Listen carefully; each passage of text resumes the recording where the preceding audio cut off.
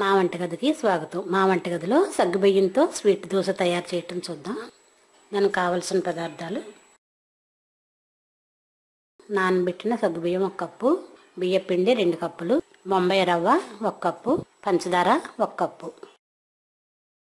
నూనె 4-5 టేబుల్ స్పూన్లు, పాలు 2 కప్పులు, యాలకులు 2, మిరియాల పొడి 1/2 టీ స్పూన్, ఉప్పు 1/2 టీ స్పూన్. ఇప్పుడు తయారు చేయటం చూద్దాం. ఒక బౌల్ తీసుకొని నానబెట్టిన సగ్గుబియ్యం, ఒక 4 గంటల ముందు నానబెట్టిన సగ్గుబియ్యం, బియ్య పిండి 2 కప్పులు, బొంబాయి రవ్వ 1 కప్పు, పంచదార 1 కప్పు, పాలు 2 కప్పులు, నీళ్లు కూడా 1 కప్పు వేసి 2 యాలకులు ఇట్లా ఒలిచి వేద్దాము.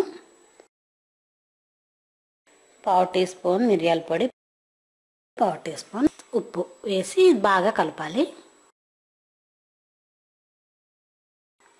ఈ పాలు నీళ్ళతో సగ్గుబియ్యం, బియ్యపిండి, పంచదార, బొంబాయి రవ్వ మొత్తం కలవాలి. ఇలా కలిపి ఒక 6 గంటలు పక్కన పెడదాం.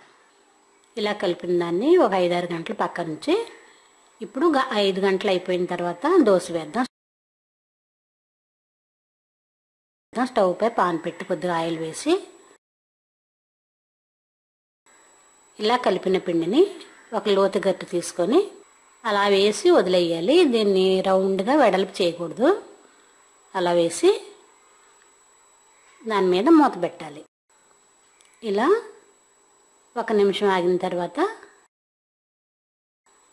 ఒకవైపు కాలుతుంది కాబట్టి దోశ ఒకవైపు కాలింది.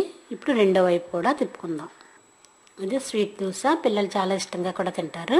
సగ్గుబియ్యంతో వెరైటీగా కూడా ఉంటుంది కాబట్టి ఇలా మళ్ళీ తిరిగేసి ఒకసారి మూత పెడదాం.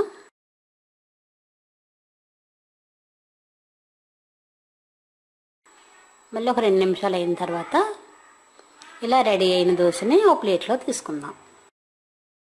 అదే రేకు మీద మళ్ళీ ఒక దోశ వేద్దాం. చుట్టూ 1 స్పూన్ ఆయిల్ వేసి మళ్ళీ మూత పెడదాం. ఇలా మనకి ఎన్ని కావాలంటే అన్ని వేసుకోవచ్చు. ఇది వెడల్పు చేయకుండా మూత పెట్టి ఉడికించే దోశ. ఇప్పుడు దీన్ని కూడా ప్లేట్లు వేసుకొని సర్వ్ చేద్దాం. ఎంతో రుచిగా ఉండే 7 కప్స్ దోశ రెడీ.